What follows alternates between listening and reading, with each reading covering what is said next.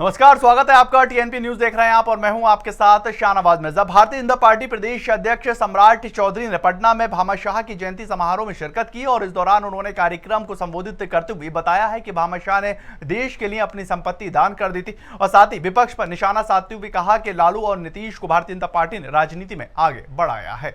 कि किस तरह इस देश को बचाने के लिए और पूरे महाराणा प्रताप जी को सहयोग करके इस देश के निर्माण में कितना सहयोग किया। और लोग तो लड़ते हैं लेकिन पूरा दान कर कर लड़े, ये दूसरा कोई व्यक्ति नहीं हो सकता है।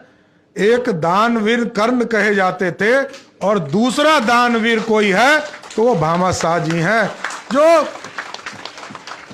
जिन्होंने पूरी तरह अपने पूरे जीवन को, अपनी पूरी संपत्ति को एक राजा को समर्पित करने का काम किया। प्रशांत किशोर की जनस्वराज यात्रा के 203वें दिन वैशाली के चेरा कल्हा प्रखंड से शुरू हुई है और इस दौरान प्रशांत किशोर ने अपनी पदयात्रा के अनुभव मीडिया के साथ साझा किए और साथ ही प्रशांत किशोर ने तेजस्वी यादव पर बिहार के युवाओं से झूठ बोलने का भी आरोप लगा दिया और प्रशांत किशोर ने यह कहा है कि डिप्टी सीएम ने 10 लाख नौकरी देने का वादा किया लेकिन बिहार को बर्बादी की कगार पर छोड़ते हुए नजर आ रहा है। प्रशांत किशोर ने यह आरोप लगाया है कि सरकार वर्तमान में कर्मियों को सरकार वेतन भी नहीं दे पा रही है।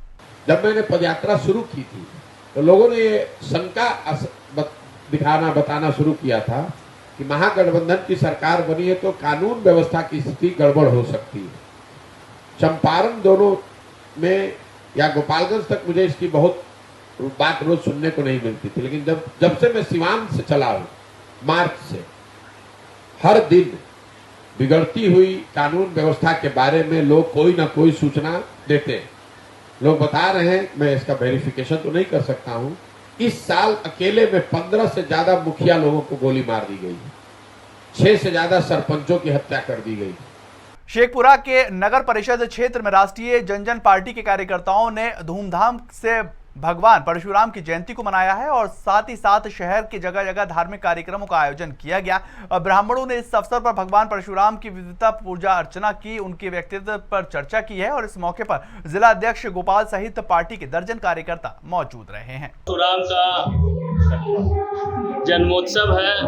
हम सारे भूमिहार ब्राह्मण एकता मंच के जितने भी पदाधिकारी हैं और जनमानस के द्वारा, राष्ट्रीय जनजन पार्टी के द्वारा आज हम भगवान परशुराम के जन्मोत्सव को खुशीपूर्वक मना रहे हैं और मनाने के पीछे रीजन भी है। जैसा कि आप सब लोग जानते हैं, प्राचीन समय में ही भगवान परशुराम ने आतताइयों के विरुद्ध जिसने भी समाज में आतंक फैलाने का काम किया था, उनके विरुद्ध इन्होंने आवाज उठाई। आज हम लोग परशुराम जयंती बहुत धूमधाम से मनाए हैं। हमारे राष्ट्रीय अध्यक्ष आशुतोष जी के नेतृत्व में बोला गया था कि हर एक जिला में परशुराम जयंती मनाया जाए, इसलिए हम लोग अपने जितने पदाधिकारी थे, ज्यादा हम लोग धूम धड़ाका से नहीं मनाए हैं। अपने जो पदाधिकारी थे वही आगे ऑफिस में परशुराम जयंती मनाए हैं। ये विष्णु के 6ठे अवतार है, इन्हीं सबके से हम लोग आगे बढ़ रहे हैं और अपने समाज में कायम करना चाहते हैं। खबर नालंदा के रहुई प्रखंड से है, जहां पर मनरेगा के कार्य में ठेकेदारों की मनमानी का मामला निकलकर सामने आ रहा है और खबरों की माने तो मजदूर से सरकार की ओर से निर्धारित किए गए समय से अधिक कार्य कराया जा रहा है। दरअसल गर्मी के कहर को देखते हुए सरकार की ओर से कार्य कराने के लिए सुबह 6 बजे से 11 बजे और दोपहर 2:30 बजे से 6:30 बजे तक का समय निर्धारित किया गया, लेकिन ठेकेदारों द्वारा सरकार के आदेश की अनदेखी कर मजदूरों से अधिक कार्य करवाया जा रहा है। और इस पूरे मामले को लेकर जब पंचायत के पीआरएस ने ये बात की तो कोशिश की तो उन्होंने बीमार होने की बात कह दी और बात करने से इनकार कर दिया, लिहाजा मजदूर अब भी इसको लेकर मांग की बात कर रहे हैं। खबर नालंदा से है। नालंदा के पहाड़पुर मोहल्ले में जोरदार धमाका हो गया है और उसमें 2 लोग काफी गंभीर रूप से घायल हुए। धमाके के बाद मौके पर अफरा तफरी का माहौल मचता हुआ नजर आया। हालांकि धमाका कैसे हुआ है इसका अभी तक कोई भी पता नहीं चल पाया। एसपी और डीएम ने मौके पर पहुंचकर घटनाक्रम का जायजा लिया है और पुलिस अधीक्षक अशोक मिश्रा ने बताया है कि सीसीटीवी फुटेज में सफेद रंग का धुआं गुब्बारा देखा गया और पुलिस अब पूरे मामले की जांच पड़ताल कर रही है। हम सब्जी काट रहे थे, इसमें आवाज किया। अच्छा, आवाज किया तो हम सोचे कि कोई फायरिंग किया बड़ी दरगाह या पहाड़पुरा से। फायरिंग कोई नहीं किया था, फिर थोड़ा देर के बाद हम उसे घूर आए तो देखे कि बम फटा। तो बना रहा था कि कुछ और कर रहा था? बम बना रहा था। तो फट गया? हाँ, फट गया। खून भी गिर वहाँ? हाँ, खून गिरा और जो बना रहा था उसका हाथ फटा। तो वही बम फटा और बाद धुआं उठा, हम दुकान बंद किए।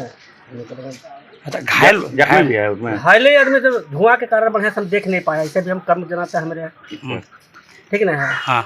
अच्छा, आवाज में कितना दम था? आवाज में तो बहुत चंचनाहट था, बहुत चंचनाहट आवाज में था। तो क्या हम लोग यहाँ सत्यापन करने आए और जो झोपड़ी है उसको देखा गया। सरफेस पे ऊपर और लेफ्ट राइट कहीं कोई ऐसा निशान नहीं है जिससे कि जले हुए का हम लोग एविडेंस देख पाए, ठीक है। तो ऐसा कुछ दिखा नहीं। तो प्रथम दृष्टया किसी प्रकार का संकेत नहीं है कि कोई ब्लास्ट हुआ है, लेकिन फिर भी हम एफएसएल को बुला रहे हैं जो साइंटिफिक एग्जामिनेशन कर पाए पूरे झोपड़ी की कि उसमें क्या था। कुछ ब्लड स्टेन है और 1-2 लोग इंजर्ड बताए गए हैं, तो उनको ट्रेस किया जा रहा है वो कहाँ गए हैं। वो अभी हॉस्पिटल में नहीं है, तो पता कराया जा रहा है। सीसीटीवी में हल्का धुआं निकला है वाइट, लेकिन अंदर का कोई डैमेज नहीं है और इतना टेम्पररी टाइप का बिल्डिंग है, स्ट्रक्चर है, फिर भी न छत पे कहीं डैमेज है, न नीचे कोई डैमेज है, न दीवार पे कोई डैमेज है। तो ब्लास्ट का तो हम लोग को नहीं लग रहा है संभावना, लेकिन एफएसएल को बुलाया जा रहा है, फोरेंसिक वाले आएंगे तो वो फाइनली बताएंगे। चलिए फिलहाल इस बुलेटिन में इतना ही। ज्यादातर खबरों के लिए आप लगातार बने रहें टीएनपी न्यूज़ के साथ।